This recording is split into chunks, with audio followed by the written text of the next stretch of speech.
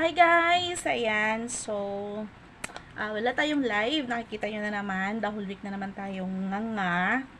And before anything else guys, may didiscuss ako sa inyo, lalo na sa mga OFW nating mga friendly.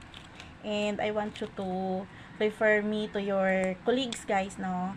Not promoting our business, but for you to be secured dito ngayon sa NAIA guys, dito sa bagong NAIA natin. Ayan.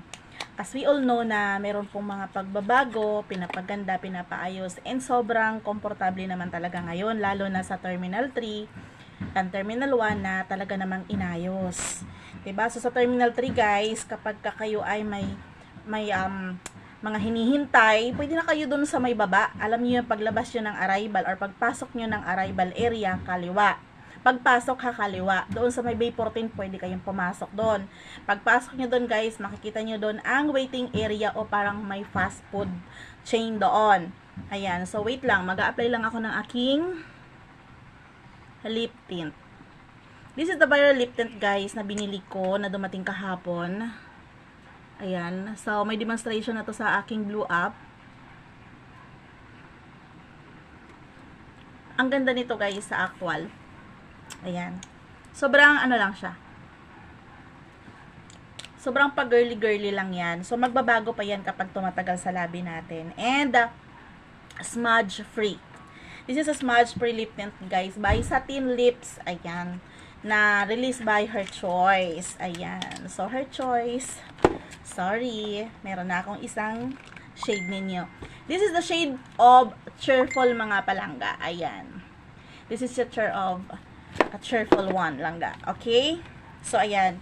Check nyo na lang po ang kanyang link dyan sa comment section. Ilalagay ko yan dyan. And yun na nga guys. So, ang daming pagbabago.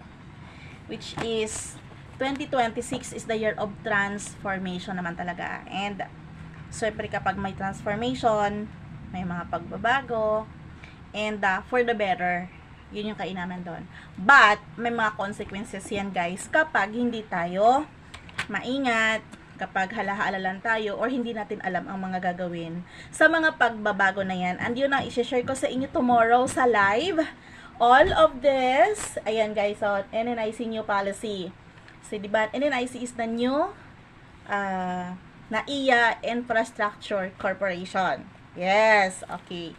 Under San Miguel Corporation guys, no? And kung makikita ninyo, this is the memorandum. And ayan, may standard guidelines mga palangga. So, paano ba kami nagkaroon nito? As we all know, sila Sir Admin sa Team Borny Ball, alam nila yan kung bakit ako may ganito. Dahil isa kami sa mga concessionaire ng NAIA guys. Okay. So, tomorrow sa live, kita-kits tayo. I-discuss ko sa inyo. Bibigyan ko kayo ng tips and guidelines guys. See you there.